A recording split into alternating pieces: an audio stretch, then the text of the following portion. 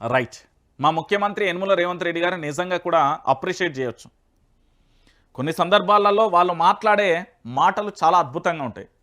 వాస్తవాలను మాట్లాడతాడు, నిజాలను మాట్లాడతాడు, నిక్కచ్చిగా మాట్లాడతాడు, నిఖార్సుగా మాట్లాడతాడు రేవంత్ రెడ్డి.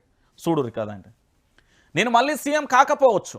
ఖచ్చితంగా కాడు. ఎందుకంటే తెలంగాణ ప్రాంత ప్రజలు 6 గ్యారెంటీలు, 13 అంశాలు, 420 హామీలు ఒకటైతే, హైదరాబాద్లో హైడ్రా పేరుతోని మరొకటైతే, లగచర్ల ఘటనతోని ఇంకోటైతే, సిమెంట్ ఫ్యాక్టరీతోని ఇంకోటైతే, ఎమ్మెల్యేలు ఎంపీలు వాళ్ళ దగ్గరుండే పిఏల అరాచకం ఇంకొకటైతే, దాంతోపాటు పోలీసు వ్యవస్థను ఉపయోగించి సోషల్ మీడియా మీద పడడం ఇంకోటైతే, ప్రశ్నించే గొంతుకల జర్నలిస్టుల మీద పడడం ఇంకొకటైతే, అక్రమ కేసులకు ఘోరాతి ఘోరంగా కూడా ఇబ్బంది పెట్టే ప్రయత్నం ఇంకో చోట జరుగుతుంది.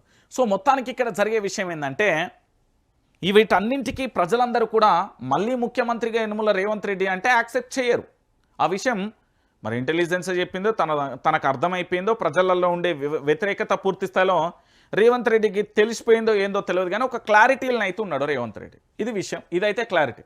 నేను మళ్ళీ సీఎం కాకపోవచ్చు, రాజకీయ పదవులు తాత్కాలికం, ఎక్కడైనా అధికారులే శాశ్వతం, ప్రజలకు మేలు చేసే పనులు ఆపద్దు, ఉద్యోగులు తల్లిదండ్రులను పట్టించుకోవాలి, లేదంటే జీతాలలో కోత విధిస్తాం, త్వరలో దీనికి చట్టం తెస్తాం, గ్రూప్ 2 ఉద్యోగులకు ఎంపికైన 783 మందికి నియామక పత్రాలు ఇచ్చిన సీఎం రేవంత్ రెడ్డి అంటూ కూడా చెప్పిన పరిస్థితి కనబడతాం.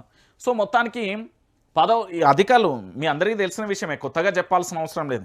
ప్రపంచంలో ఎక్కడైనా కూడా గ్రామీణ స్థాయి అంటే ఏది పంచాయతీ కార్యదర్శి కానుండి మొదలుపెట్టి రాష్ట్రానికి సంబంధించిన సిఎస్ వరకు ఏ హోదాలో ఉన్నా, ప్రభుత్వానికి సంబంధించి ఏ చిన్న పదవిలో ఉన్నా పెద్ద పదవిలో ఉన్నా ప్రభుత్వ ఉద్యోగమే కాబట్టి వాళ్ళు నీతి నిజాయితీగా పనిచేస్తే అవినీతిని అరికట్టొచ్చదని నేను చెప్పిన మాట కాదు, బహు మేధావులు చాలామంది చెప్పిన విషయమే. కానీ ఈ తెలంగాణలో విషయం ఏంటంటే, ప్రభుత్వం సంక్షేమ పథకాలు ప్రజలకు అందాయి, ప్రభుత్వం నిద్రపోతుంది, ఇటు అధికార వ్యవస్థ కూడా కొంత మట్టికి అదే పని చేస్తుందన్న ఆరోపణలు కూడా వినబడుతున్న పరిస్థితి కనబడదు. సో మొత్తానికైతే ఇక మావాడు ఫైనల్గా ఒక డెసిజన్ అయితే తీసుకున్నాడు, ఒక నిర్ణయానికి అయితే వచ్చింది. ఇక నేను మళ్ళీ ముఖ్యమంత్రి అయ్యేది లేదు, పోయేది లేదు, ఇక ఎందుకులే అనుకున్నాడో ఏమో, కానీ మొత్తానికైతే